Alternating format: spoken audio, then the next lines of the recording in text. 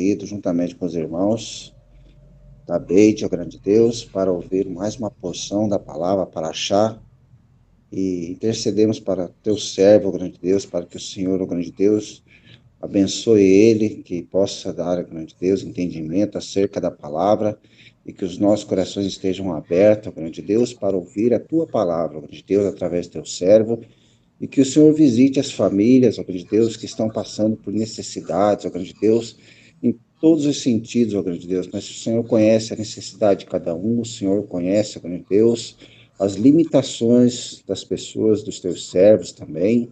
Mas intercedemos, ó grande Deus, para que a tua misericórdia alcance a todos, ó grande Deus. Somos necessitados das suas bênçãos, da tua misericórdia, ó grande Deus.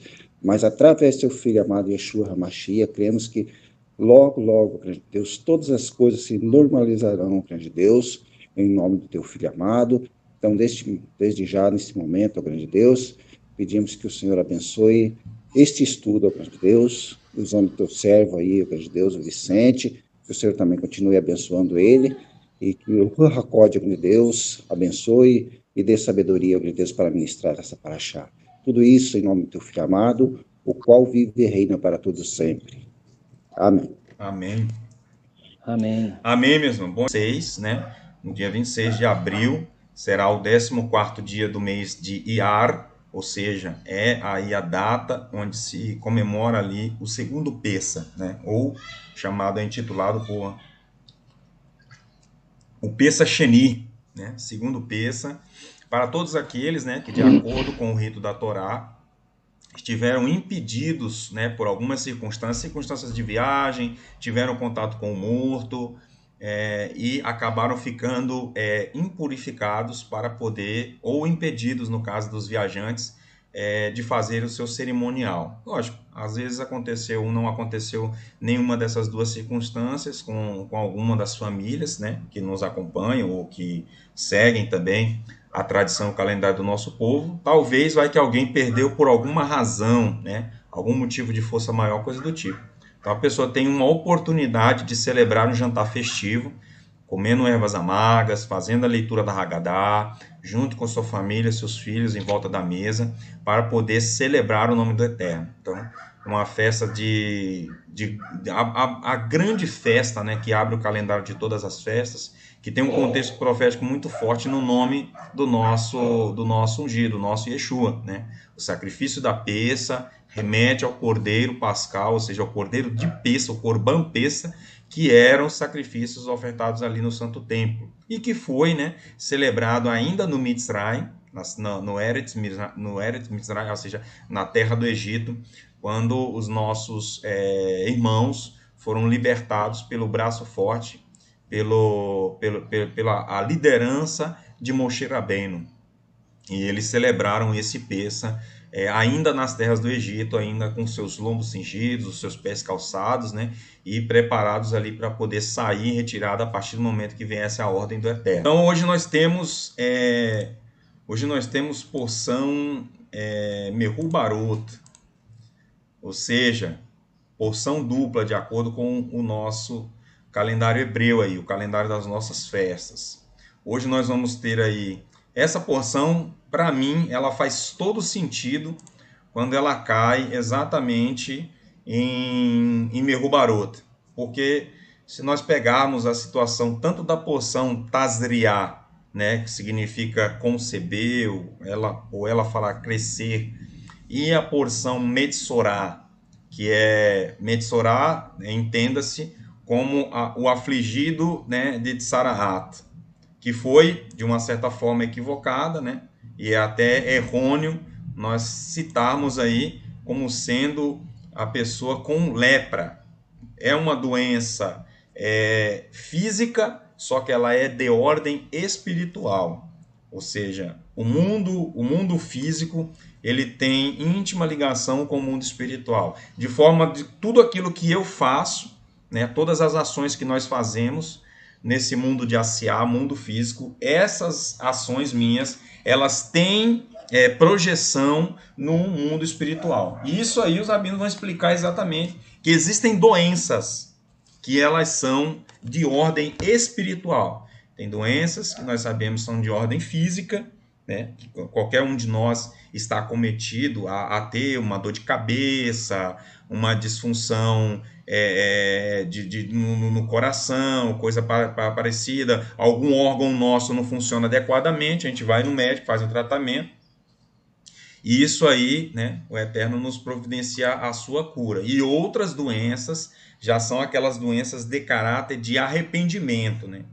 A situação cessa a partir do momento em que o Eterno, a pessoa se derrama na presença de Akadosh Baruch Hu e pede perdão para ele dos seus pecados, das suas transgressões, e essa doença então ela cessa. Então nós temos aí Tazriá, né, no livro de Vaikra, do capítulo 12, do 1, do 15 até o 33, Haftará aqui, segundo Reis 4:42 até o 5:19, algumas porções da Brit Hadashah que a gente fez, algumas citações. Vamos aqui ver que essas duas porções têm uma ligação muito forte com a questão de Yeshua. Assim, nós vamos poder visualizar isso aí no texto de acordo com as leituras que nós vamos aqui desenvolver, né? E essa porção aí, no caso, a porção Tazriá, ela tem aí a sua Haftará aí, aquela famosa purificação, né? Ou a cura da Tsaraat, ali no caso de Naamã, né? General poderoso, que tinha o seu corpo afligido, né? Por essa doença, e dentro do contexto da sua casa, ou seja, da sua família, eles tinham uma escrava hebreia. E essa escrava apontou exatamente um homem em Israel que teria condições, através da sua fé, de fazer uma oração e curar este homem. Então, todos já conhecem uma história bastante anunciada, pregada, mencionada, né, sobre o milagre que recebe ali depois de ter o seu contato com o profeta Elisha, né, profeta Eliseu. Então, nós temos aí, dentro desse contexto, Tazria, e nós temos aqui Metsorá. Metsorá nós temos aqui do Levítico, capítulo de número 14, 1, e vai até o 15:33. E também nessa paraxá de Metsorá, nós vamos ter aí aquela situação lá de Geazi, né, nos portões da cidade, ou seja, quando estava ali, a cidade estava sitiada. E esses quatro leprosos estavam numa condição que eles estavam exatamente fora da cidade, porque o leproso, a pessoa que estava acometida da Tsaraat, ele não podia estar dentro do mesmo convívio, exatamente para não transmitir, né? Não transmitir a doença. E é um contexto bastante interessante que acontece dessas duas porções. Eu falei no início que eu gosto quando essas duas porções elas acontecem quando elas acontecem como porção dupla, como é a questão desse ano, porque uma está intimamente ligada à outra. Ou seja, Tazria conceber e a situação do leproso ou da afligido de Saraat, né? Eu comecei falando no início exatamente que não é a mesma nomenclatura, mas só para que a gente comece a se centralizar, porque essa doença ela recebeu a tradução de acordo com o português como leproso por causa da característica, porque todos nós sabemos que a característica da doença que nós conhecemos como lepra, que é um nome comum, mas o nome científico dela é a hanseníase, ela se dá pela situação do surgimento ou aparecimento de manchas, né? Manchas de diversos formatos e colorações, mancha branca com borda vermelha, mancha avermelhada com borda branca. Então, nesse contexto, quem era ali o médico sanitarista, que nós podemos assim dizer? Era o próprio Cohen. O Cohen Agadol, ele era o responsável por fazer a avaliação dessas manchas. E a partir daí ele dizia se aquilo era ou não era de Saraat, se era ou não era uma doença de cunho espiritual. E como todos vós sabem, né, ela é uma doença que ela dava sinais. Ela aparecia, né, em determinados casos na roupa da pessoa, manchas na roupa da pessoa, poderia aparecer na roupa, no couro, em alguns utensílios e elementos da casa que a pessoa habitava. Ela poderia aparecer nas paredes da casa, Essa linguagem, essa forma de apresentação, ela está intimamente ligada aí com a própria situação aí que o Eterno utilizava elementos físicos para apontar para os seus filhos ali sobre a possibilidade do cometimento de uma característica que é combatida nas Sagradas Escrituras e que nós sabemos muito bem o quão grave ela nos traz até o dia de hoje, por mais que fisicamente nós não sejamos ainda acometidos da Tsaraat, mas espiritualmente a pessoa ela carrega em si algumas manchas pela questão da Lashon Hará, ou seja, a língua mal, a língua perversa, né? Que é o pecado aí muito conhecido como o pecado da maledicência, né? E a literatura rabínica, né? Existe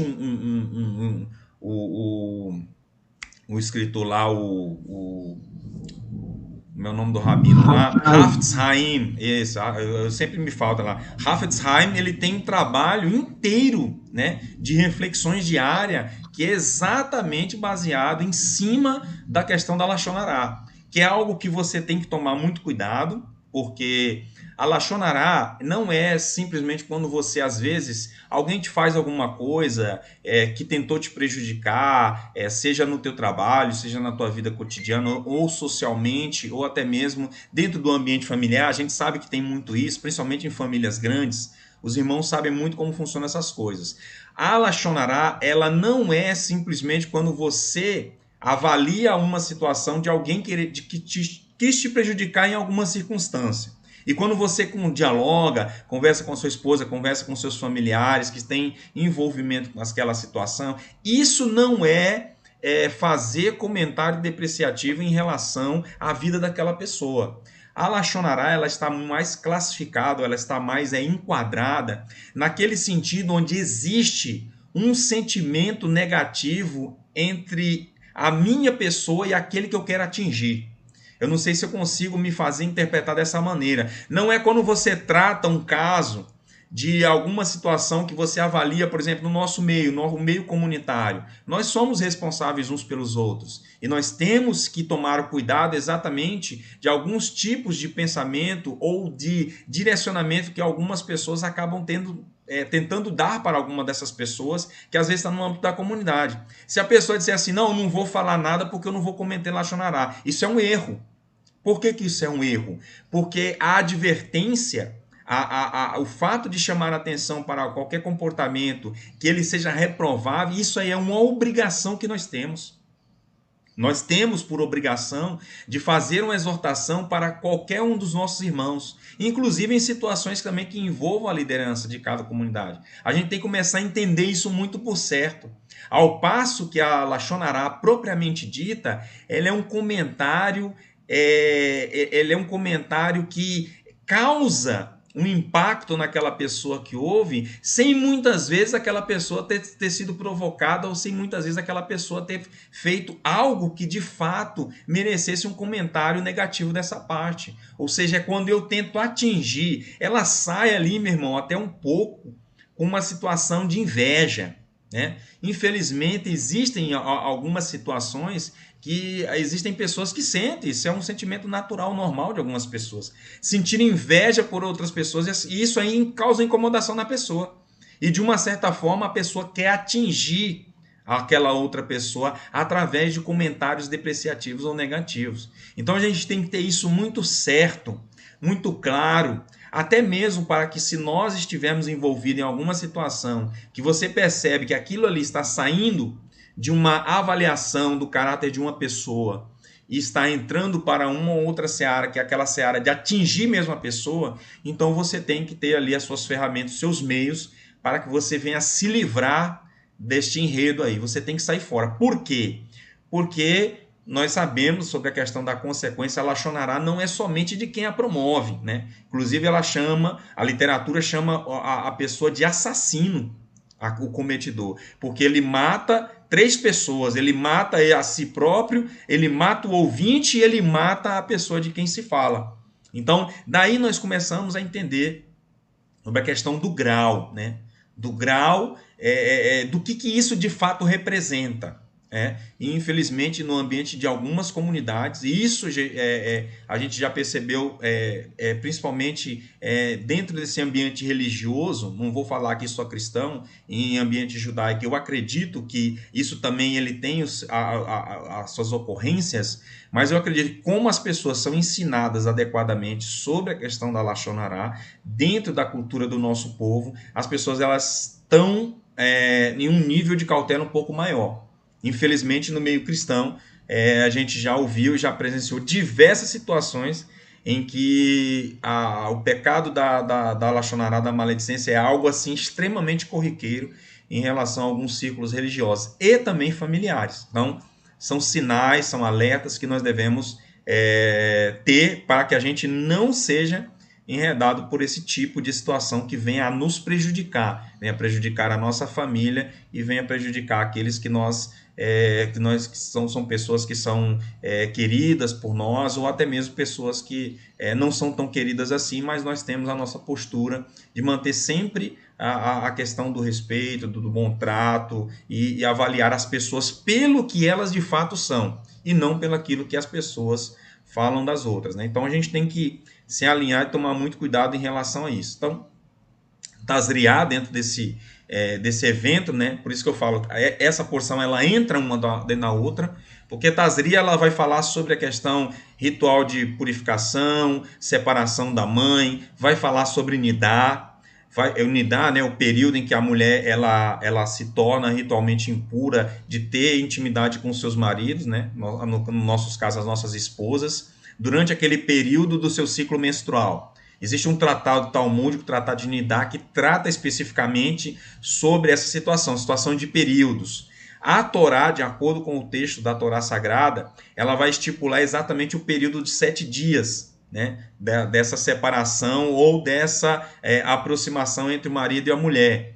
Dentro da Halahá judaica, falando um pouquinho sobre Kitzur Shulchan Aruch, ele vai fazer, isso aí é um negócio que entra num nível muito mais alto. Ele já vai tratar como 14 dias, né? Os 7 dias da questão do período do fluxo e depois 7 dias a mais, de acordo com a Halahá aí do Kitzur Shulchan Aruch, e sobre também o autoexame da mulher, né? Que é feito ali durante esse período. Tudo isso, né? Lógico, a gente entende aqui um contexto, né? Contexto de Torá dentro de um ambiente de deserto, 3.500 anos atrás.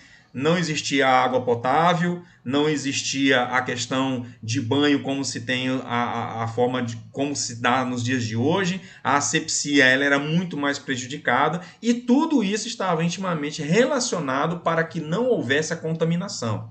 Então a Torá vai falar sobre várias recomendações, inclusive de pegarem objetos que foram manuseados, de deitar ou sentar num local aonde a mulher que está em período de nidá, evitar esse contato, exatamente porque a contextualização da Torá 3.500 anos atrás, ela no caso, ela tem uma percepção que ela não se encaixa nos mesmos moldes como se dá nos dias de hoje.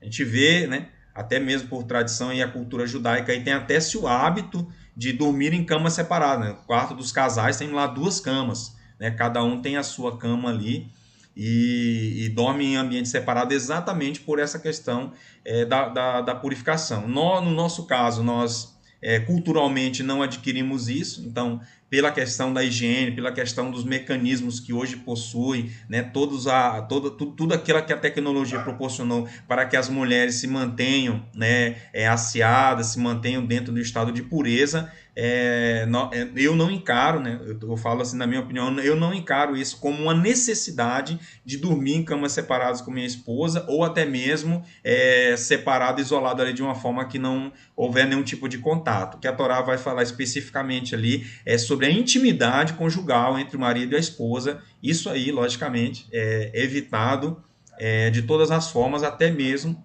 porque nós sabemos que é comprovada, uma comprovação, né, científica, biológica, microbiológica, que a mulher em estado de purificação pelo sangue, este sangue ele é contaminante e ele tem em si a sua contaminação, porque aquilo ali a mulher está expelindo, o sangue com alguns elementos que o seu próprio corpo ele está colocando para fora. Então, existe um nível de toxicidade, de contaminação, e isso aí não pode ser, de uma certa forma, negligenciado, ser tratado como uma coisa qualquer ou uma coisa normal. A intimidade, nesse sentido, ela deve ser completamente interrompida até que se cesse a questão do período de Nidá. Isso aí, o nosso povo, o povo de Israel, ensina uma lição para o mundo.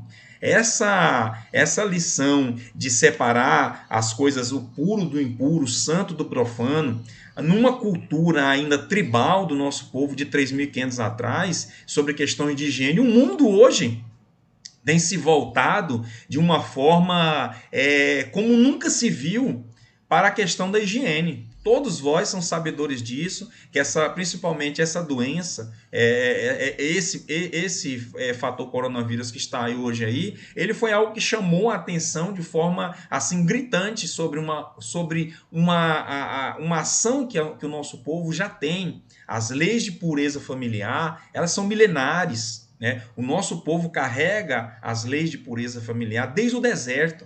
Então, nós conseguimos enxergar aí que dentro da sabedoria judaica, onde ainda não existia microscópio, não existia análise de micro-organismos, nada disso. Mas lá na Torá já está explicitamente recomendado para Arão, quando mexesse, quando fizesse manipulação com pústulas, com feridas, com regiões de sangramento, com análise de casas, de roupas e da pele das pessoas, né? Ele tinha que fazer um tratamento daquela situação. A ordem da Torá era expressa para o Cohen e para os seus, os Leviim, né? Aqueles que eram responsáveis por mexer com as coisas santas, para se lavarem em águas correntes.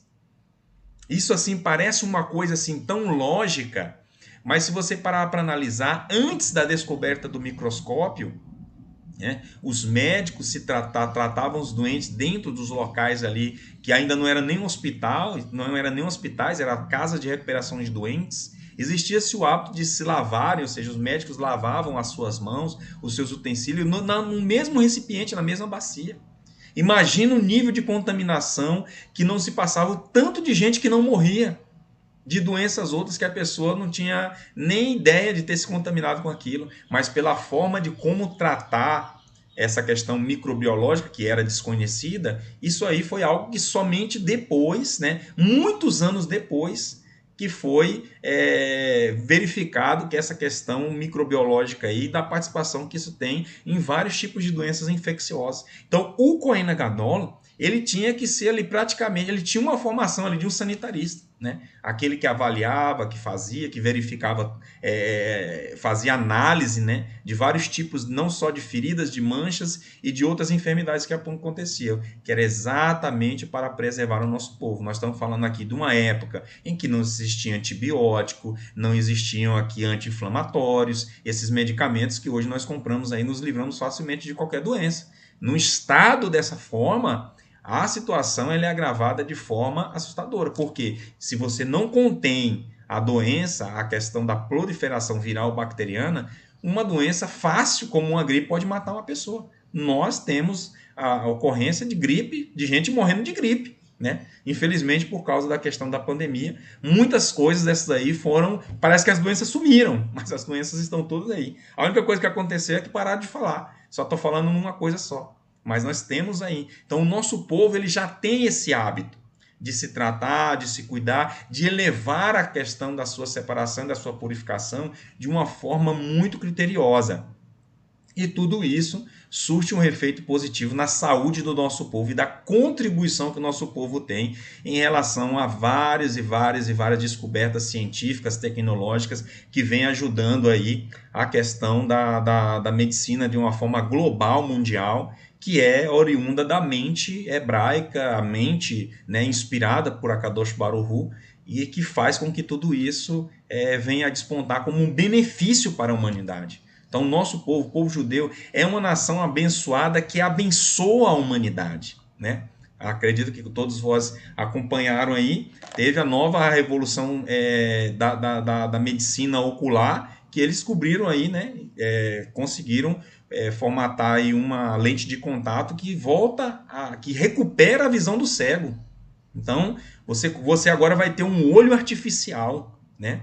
Você vai ter uma tecnologia, lógico, a gente espera que isso comece a ser fabricado, produzido em escala para que chegue, né, o mais rápido possível a acessibilidade para todos, né? Imagine a felicidade de alguém que perdeu a sua visão, ou nasceu cego de uma certa forma, e recupera, né, essa capacidade de enxergar o mundo. Algo fantástico, algo maravilhoso. Então, tudo isso, né, que traz aqui o contexto da Parashá, tanto da Parashá Tazriá como da Parashá Metzorá, elas estão nesse íntimo aspecto do que nós estamos tratando aqui agora. Deixa eu só voltar um pouquinho aqui para o slide para mim não me perder. Tazriá, tá aqui. Então, como se apresenta aí o texto na Torá, né? Da Ber el Bnei Israel Lemor Isha que Tazriá, o nome da Parashá aí, vai ler Dazahar, ou seja, quando uma mulher tiver conceber. Aqui a tradução aqui, as traduções de João Ferreira de Almeida, praticamente traduziu todos os termos como Zahar, como varão, mas na realidade é macho, né? É da mesma forma como está lá escrito em Bereshit, Zahar Nekevá, né? Macho e fêmea, desde que fala da primeira criação, e Deus os criou, né? Macho, Zahar Nekevá, macho e fêmea. E aqui é exatamente essa questão do vai ledar Zahar, ou seja, quando ela conceber, quando ela tiver um filho macho, ela será imunda por 7 dias, assim como no dia da separação na sua enfermidade. Aqui vai iniciar um ato de purificação da mulher em relação à concepção do filho. Isso aqui é fantástico em relação à questão do Mashiach Yeshua. Porque quando o filho ele é gerado, ele nasce, no ato do nascimento ele impurifica sua mãe. E ela vai ficar 7 dias, como se ela tivesse nidar, e depois ela vai ficar 33 dias, perfazendo um total de 40 dias. Ou seja, no 40º dia do nascimento do filho macho, ele será apresentado, né, dentro da concepção do templo, será apresentado ao Cohen para que seja realizada ali o resgate do primogênito, aquilo que nós conhecemos como Pidyon Raben, o resgate do primogênito de um filho macho. E a menina, ela vai dobrar. Ela vai ficar 14 dias após a concepção e depois ela vai ficar 66 dias. Somatória se dará 80. O Eterno não explica por que esse prazo para as mulheres e depois para os homens, né? Mas isso fazem parte dessa concepção aí, dessa separação, ou seja, desse estado, né, que a mulher se encontra de se purificar após a concepção do filho. Isso aqui está intimamente ligado com a questão de Mashiach. Então, conceber aqui o Metzorá, o afligido, né, trazendo indicativos marcantes ali do Mashiach, em todo esse livro de Vaikra, ou seja, as porções da Torá, elas terão íntima ligação com o Mashiach, com o advento, com o surgimento do Mashiach, com o que ele vai fazer, com o que ele vai ensinar e a forma como ele vai se apresentar. A Torá sempre fala, sempre aponta para o Mashiach, né? Ele revelando a nós e a todo o seu povo. Se você ler o capítulo 5 de Yohanan, principalmente a partir do 39 ao 47, você vai ver como que Yeshua dá uma aula para aquelas autoridades rabínicas, falando exatamente sobre o papel que ele desempenharia. E o simples fato dele ser rejeitado, ou seja, ele nasce impurificando sua mãe, o simples fato dele hoje ser considerado um homem que ele é tamé, que ele é impuro, só pelo fato da rejeição, porque a própria Torá fala, né? Ele é o leproso da casa de estudo, ele é esse afligido de Saraat pelo próprio Eterno, cumprindo assim as vozes do profeta.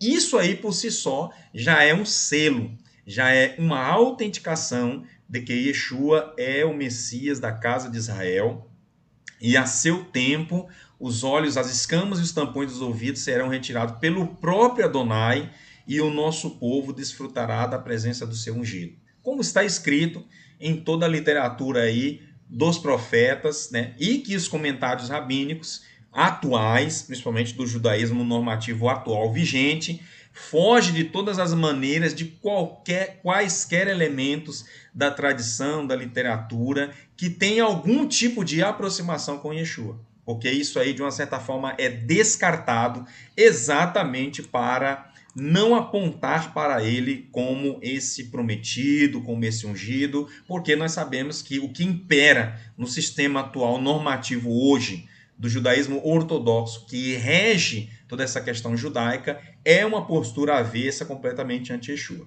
que já tem se desgastado ao longo desses 2000 anos, porque muitas autoridades dos nossos Chachamim, dos sábios, já têm verificado isso e têm apontado que toda essa rejeição ela teve um papel preponderante aí para apontar para esse homem como sendo a resposta da promessa que Moshe Rabbeinu apresentou para os nossos irmãos.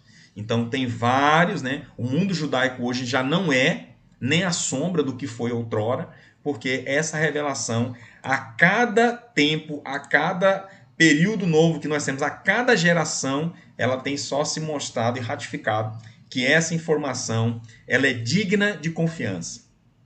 Então, no verso 12, ainda do ponto 1, ele diz: se a mulher conceber, né, e der à luz a um menino, Zahar, o macho, ela se tornará impura também por 7 dias, com a mesma impureza de Nidá. E no 8º dia, o prepúcio, né, do bebê será circuncidado, no caso dos filhos homens, receberá ali o seu nome de Brit, né? E depois de 33 dias, ela termina aí esse Demé Tahorá, ou seja, que é esse período que a mulher vive aí dessa semi-impureza, semi-estado de impurificação, conforme o período de Nidá. 40 para meninos, 80 para as mulheres, e então ela faz ali o caso a Tevilá, né? Que seria a Tevilá. É um banho de imersão, né? Corpo inteiro, que é algo que está relacionado não à sujeira, a sujeira física, né? Essa sujeira física que nós nos livramos dela, em parte, quando a gente toma o banho. Mas a Tevilá, ela está aqui em um caráter espiritual. Não é a sujeira, não é o estado de impurificação físico, mas sim o estado de impurificação espiritual. A lavagem aqui, ela recebe outro cunho, né? Ela recebe, outra amplitude a partir do momento em que você toma, né, um banho de purificação de Tevilá, que é o prenúncio, ou aquilo que depois nós vamos ler lá na Brit Hadashah, aquilo que depois o cristianismo adotou como sendo aí o sistema batismal. Nada mais é do que a Tevilá judaica, que não é simplesmente um único momento, como assim apregou o sistema do cristianismo. Não, batizou lá quando tinha 10, 2, 1 mês de nascido, 2 anos, pessoas são batizadas como velho. Batizou ali, acabou, cumpriu tudo, agora está na aliança e agora, né, pode esperar para morrer e para ir para o céu. Não é essa concepção. Aqui não está apontando para um banho de imersão que ele vai cumprir um papel. Mas as tevilot, né, esses banhos rituais de purificação, eles são utilizados pelo nosso povo, inclusive nas próprias residências, né? Existiam aí a arqueologia bíblica da terra de Israel, do Israel antigo. Isso era muito comum terem nas suas casas. E aí as pessoas ali, os próprios, né, a Tevilá da família, ela realizada ali dentro do próprio ambiente familiar. Porque isso é uma necessidade que nós temos, de a todo momento estarmos em processo de techuvá, pedindo perdão dos nossos pecados, nos arrependendo das nossas transgressões e de uma certa forma nos purificando, né, através dessa lavagem espiritual. E logicamente, né, cumprindo as mitzvot de Hashem. Isso aí é completamente 100% da tradição do nosso povo, que foi aí incorporada, né, dentro dessa religião aí que se despontou como a religião romana, né, idealizada, pensada, arquitetada, que não tem sede em Jerusalém, tem sede em Roma, onde lá está, né, assentada a sua principal liderança. E Yeshua entra nesse papel aí como sendo aí o Deus, né, que cumpriu aquele papel. Foi o Deus que fez carne e habitou aqui entre nós. Então, deturpou em grande parte a fé do nosso povo, e por causa disso, Yeshua recebe uma grande rejeição, não somente por causa de ter sido proclamado Deus, mas por tudo aquilo que o sistema do cristianismo, eu estou falando aqui da fé do indivíduo, de uma pessoa que diz que teme a Deus. Estou falando aqui de todo um sistema que foi montado para se tornar o sistema religioso em competição ao judaísmo. E o judaísmo se protege, ou tenta se proteger do cristianismo, exatamente por causa disso. Porque é um sistema que se auto-intitula como sendo a igreja de Deus, os representantes de Deus, e a partir desse momento, os judeus não têm parte mais com o Deus de Abraão, Isaac e Jacó, que não seja a partir do momento que eles ingressem na religião que despontou aí como sendo a substituição do judaísmo. Então, por essas e outras, e por muitas outras coisas, os irmãos são conhecedores disso e sabem, leem, estudam, que o sistema do cristianismo, ele usurpou a fé, a emuná judaica, e tentou dar a ela uma nova característica, ou seja, um novo modelo de se relacionar com Deus, e a partir daí a pessoa ir para o céu, né? Eu digo entre aspas, esse ir para o céu, porque isso faz parte dentro da cultura e da concepção de qualquer cristão. Perguntou para ele o que ele acha, o que é a salvação. Não, é estar aqui com Jesus, esperar a graça ser completada e depois eu vou morar no céu.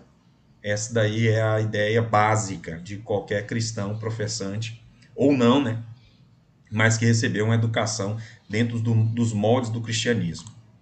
Então, seguindo, então, essa impurificação, conforme nós lemos aí, que ela torna tanto na mulher quanto no menino, ela está intimamente ligada com a questão do Mashiach Yeshua, porque essa questão de Zahar, até isso é interessante a gente ter uma ideia, né? Que o Salmo de número 2, dentro da tradição rabínica, ele tem íntima ligação com esse primeiro verso.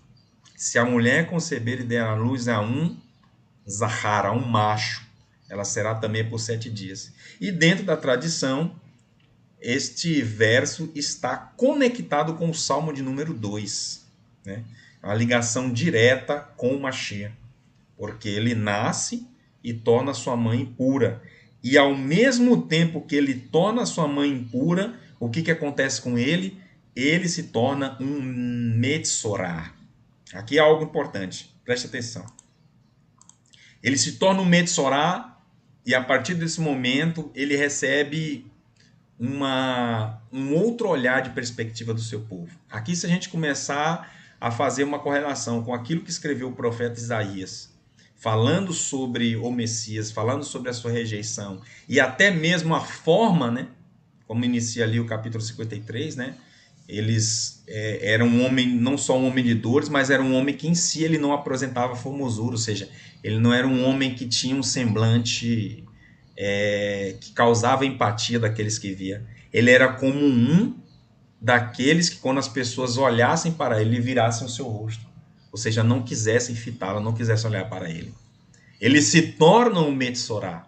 Ele se torna esse afligido da Tsarat, que ela, de uma certa forma, ela é uma doença que ela é reputada como uma classificação de praga. Ela cai na classificação de praga porque ela não é uma doença de caráter físico, ela é uma doença de caráter espiritual. E quando recebe esse caráter de praga, todo aquele que é impregnado pela doença, automaticamente ele é punido de Deus. Está sendo punido de Deus. Quando a gente faz a leitura dos profetas, nós vamos ver exatamente que Isaías utiliza essa mesma linguagem para falar do Mashiach. Ele foi afligido, tomou sobre o seu corpo as nossas chagas, as nossas doenças, né? Ele foi punido, ele é um afligido, ele é um punido de Hashem.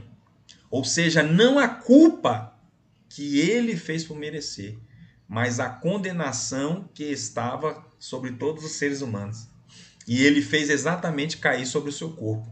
E ainda recebe a pior das condenações, ou seja, a posição de maldito de Deus, porque foi levantado no madeiro. E aí aqui a gente começa a ver que o negócio ele salta mesmo aos nossos olhos. Porque dentro da literatura que não é abordada com essa ênfase que é dada aqui pela porção Tazria Metsorá. Ele recebe essa crucificação de morte de madeiro, a morte humilhante, né? A morte ultrajante, escarnecido, pisoteado, cuspido. E nessa morte ele adquire a redenção, porque todas as maldições contidas na Torá, por sermos transgressores da Torá, foi encravada como cédula no madeiro. E a partir daí nós conseguimos andar. O que é o corban? O que é o sacrifício?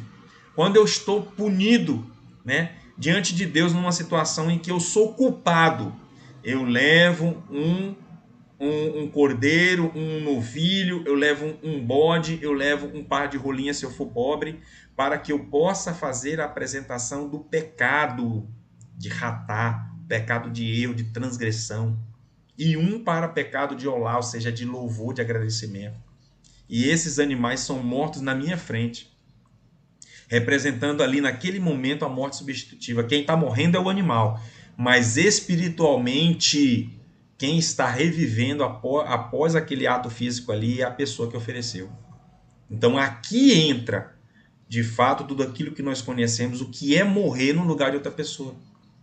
E só um que estivesse numa posição de pureza, estivesse num grau de santidade, de kedushá muito elevada, um homem em um estado de aproximação com o Eterno, em um grau muito elevado, fora do comum, fora do natural. Somente uma pessoa com essas prerrogativas, com essas qualidades, ele podia chegar e dizer: eu vou entregar a minha vida em prol dos meus irmãos. Somente um nessa situação ele poderia cumprir esse propósito. Então, dentro da literatura dos nossos sábios, vai entrar aqui a figura do Mashiach ben Yosef. Ah, é dois Messias? Não.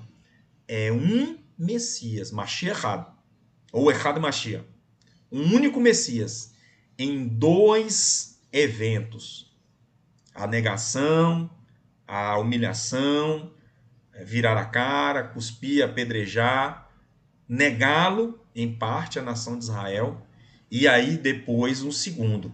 Agora esse não. Agora aqui nós estamos falando do Mashiach ben David, aquele que vem com o cetro da realeza para reinar.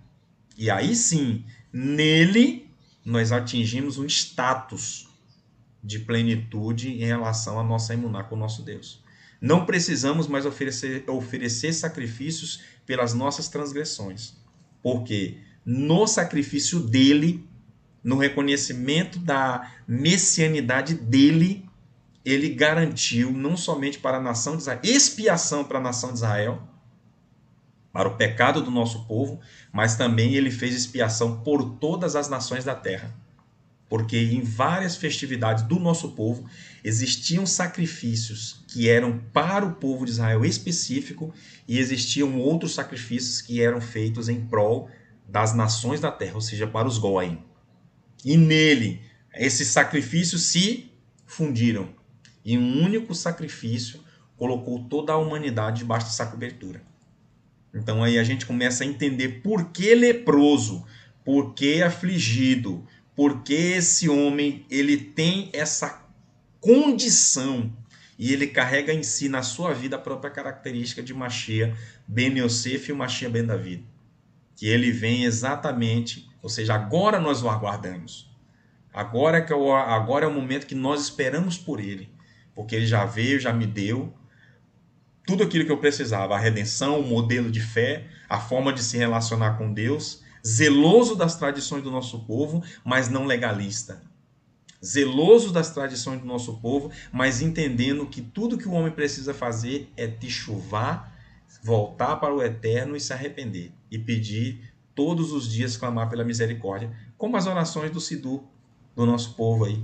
Todas as orações clamam pela misericórdia do Eterno. Porque sabe que pelas nossas próprias ações eu não consigo alcançar a redenção.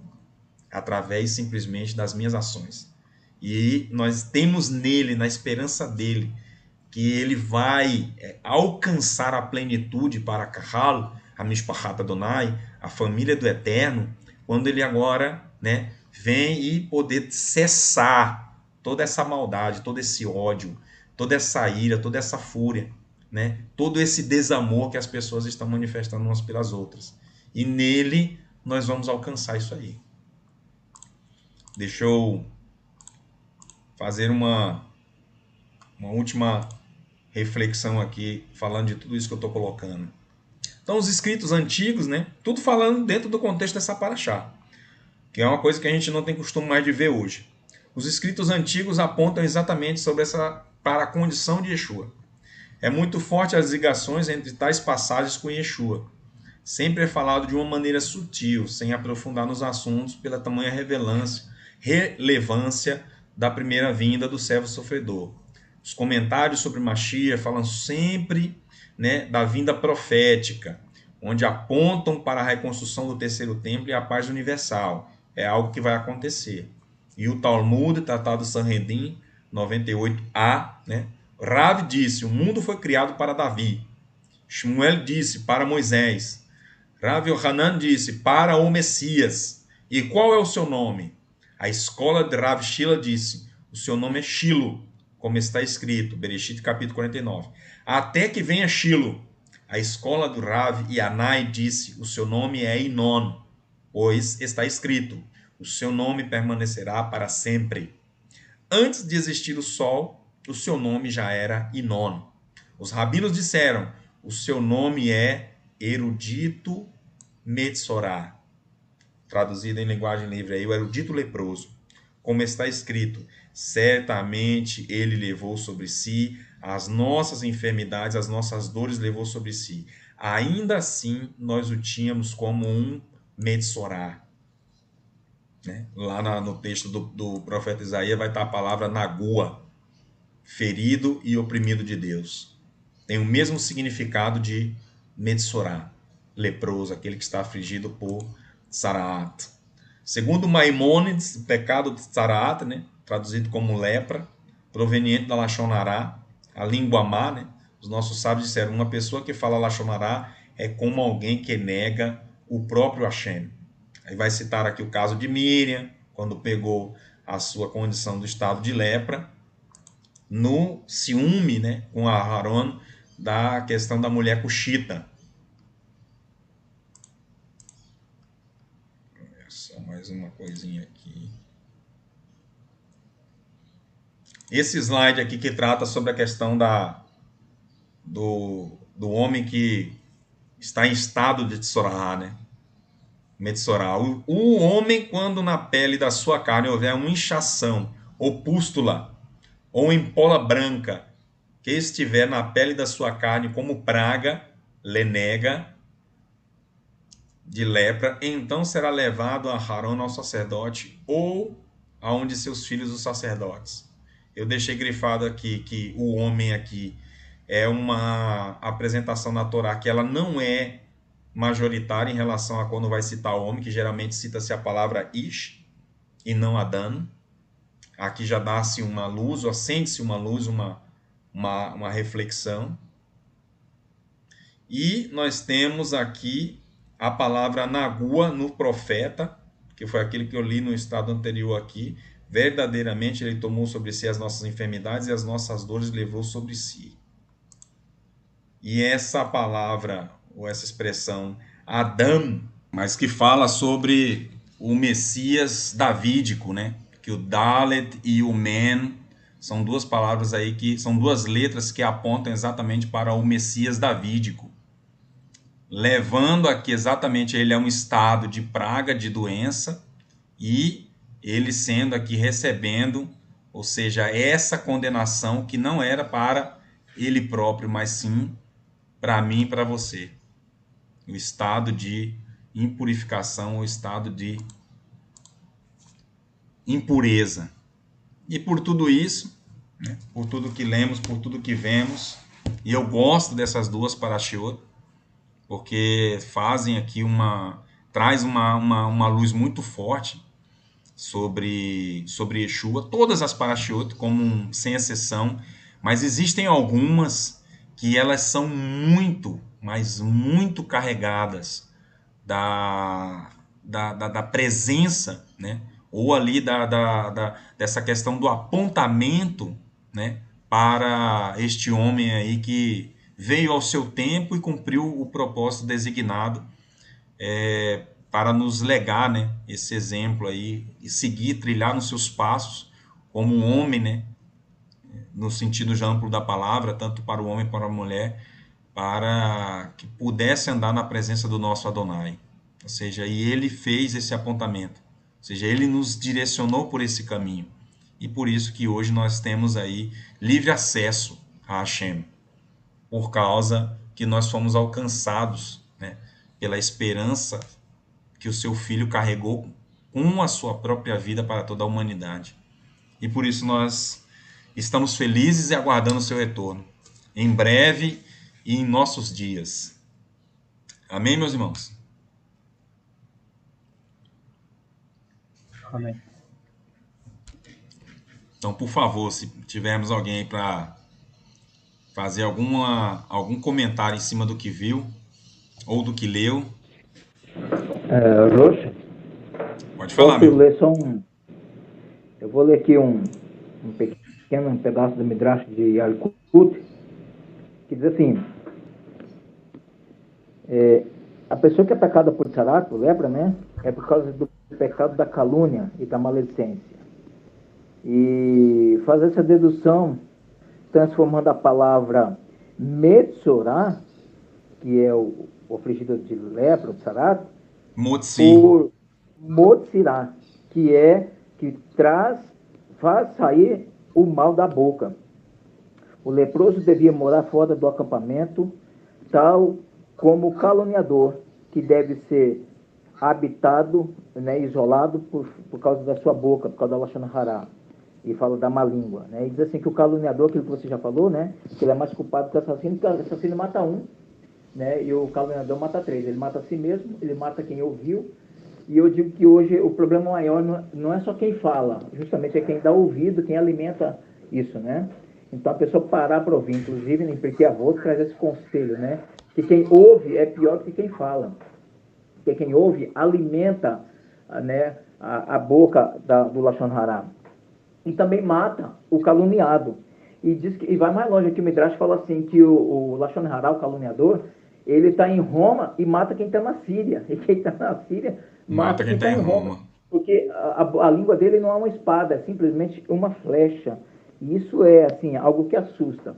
E se nós formos olhar para justamente os sinônimos da lashon hará tem 9 sinônimos. 9. Então, é palavra frívola, palavra de acusação, palavra torpe, palavra de mentira, palavra de murmuração, palavra de chocarrice, que aqui fala que é o caçoísta, né? A pessoa que caçou demais, fica tirando sarro dos outros. Então, ele faz chocarrice. Isso aí é o zombador, né? É o zombador, palavra de engano, zombador, palavra de maledicência e palavra de condenação. Interessante que esses sinônimos, eles estão escritos em Tehillim 12, que diz assim: socorro, Adonai, pois não sobrou ninguém com bondade, ou seja, não tem mais Hassidim, não tem mais quem é Hassid, quem faz bondade, né? Quem não é mais generoso. Ele está dizendo isso, né? Os fiéis desapareceram da humanidade, todos falam mentiras uns para os outros, bajula com os lábios, mas seu coração é interesseiro. Que Adonai destrua todos os lábios bajuladores e a língua que fala tão orgulhosamente, daqueles que dizem, por nossa língua vamos prevalecer. Nossos lábios estão conosco. Quem nos pode ensinar? Pelo fato de os pobres serem oprimidos e os necessitados estarem gemendo. Agora me mostrarei, diz Adonai, e garantirei a segurança daqueles a quem desprezam. A palavra de Adonai são puras, como prata e em um molde preparado na terra. Refina e purifica 7 vezes. Ele está falando dessa purificação do leproso. Então pode ver que você, após 7 dias, você vai ficar isolado, né? 7 dias, e após 7 dias você vai se apresentar ao Kohen. Como Yeshua falou para aquele leproso, né? Yeshua vai citar a Torá, ele dá uma ordenança. Vá, se mostre ao sacerdote, né? E apresenta o sacrifício, a oferta, que Moshe ordenou na Torá. Então, Yeshua vem dizendo que você vai ser purificado 7 vezes. Nós vamos olhar para isso, nós vemos que a praga da Tzarat, ela foi lançada, essa praga, sobre aqueles que fazem a Lashon, são 3 categorias de pessoas. O Lashon Harista, o Lashon Hará, aquele que faz promiscuidade sexual e o orgulhoso, o orgulho de Naamã, né, a Lashon Hará de Miriam. Então o Senhor inflige uma praga sobre essas pessoas. E interessante que a Lashon Hará de uma pessoa, em meio a uma congregação, para a congregação por 7 dias. A Tzarat de Miriam, pela Lashon Hará dela, parou o povo de Israel por 7 dias. O povo não pôde sair do local, ficaram parados por 7 dias, esperando Miriam ser reintegrada ao acampamento para eles prosseguirem viagem. Interessante que muita gente diz que Aaron não pegou lepra, Tzarat. Mas é interessante que quando Hashem fala para Moshe, pegue Aaron, leve ao monte diante de toda a congregação, tire a túnica dele e dê a Elazar seu filho, dizem alguns que aquele momento foi um momento que o Senhor mostrou ali, talvez, provavelmente, a Tzarat de Aaron, porque ele simplesmente aceitou o erro do povo, fez o bezerro de ouro, né? E por ele também ter aceitado aquela Lashon Hará de Miriam. Então, uns dizem isso. Então, vamos lá. Se a Tzarat de alguém para uma congregação por 7 dias, de um líder, pode perpetuar por muito mais tempo. Pode perpetuar por meses, anos e gerações. A Lashon Hará do povo contra Hashem. O Hashem falou o quê? Para um dia de murmuração de vocês, a Lashon Hará de vocês, vão ser 40 anos. Então, quando o pecado é congregacional e de uma liderança, pode haver uma geração de 40 anos aí, e o povo foi castigado com essa praga por causa disso. Então, o povo pereceu 40 anos no deserto, peregrinou 40 anos, muitos morreram por causa da Lashon Hará. Então, essa Tzarat, você pode até dizer assim, mas a pessoa ele não tem Hanseníase, mas não é só Hanseníase que é Tzarat. Se ela é uma doença espiritual, existe outros distúrbios de caráter, que é uma Tzarat. Tzarat na casa, Tzarat no carro, Tzarat no caráter. O que mais tem hoje é lepra no caráter das pessoas. Nós temos que tomar cuidado para que essa lepra não esteja no nosso caráter. Então, não adianta a pessoa, você falou muito bem, sabiamente, nós não falamos da fé de um cristão. Não podemos refutar a fé de ninguém, nem de um espírita. Mas o sistema do cristianismo, o sistema gospel, tem trazido, você vai fazer cura, libertação, restauração da alma, tal, mas não há uma mudança de caráter. E nós erramos menos, como você falou, há um temor nas congregações judaicas, sim, é claro que há um temor, erramos. O povo judeu erra, mas nós vamos errar em menos escala, em escala menor, porque há um temor maior, porque o que nós estudamos diariamente, semanalmente, mês a mês, ano a ano, justamente aponta para isso, né? Justamente esses parachutes nos traz um temor maior, para que possamos errar menos. Então a Lashon Hará existe, mas existe numa proporção muito menor. Então, o leproso, a pessoa que faz Lashon Hará, ele sempre vai trazer essa Tzarat para o meio que ele vive. Ou na casa dele, ou na família dele, ou nos negócios dele. E a murmuração, eu sempre imagino que a murmuração está sempre me colocando no final da fila. A pessoa está indo para alcançar as brachot, ele começa a murmurar contra Hashem, né? Hoje choveu, há uma reclamação. Saiu o sol, há uma reclamação. Está frio, há uma reclamação. A pessoa está comendo um tipo de comida, reclama. Então, essa reclamação já está dentro do homem. Nós temos que combater a cada dia. E quem é que nos traz o temor, além do Espírito do Senhor? A Torá, que nos ensina o limite, nos adverte, né? E Yeshua falou para aquele rapaz, olha, eu vejo que pare de pecar. Depois que pare de pecar. Então, eu vejo que quando nós somos curados, somos libertos, nós temos que nos vigiar, para que possamos pecar menos. E a Lashon Hará tem destruído muita gente, famílias, cidades. Pode ver que nós moramos num país que é comum a esse tal de piada, fazem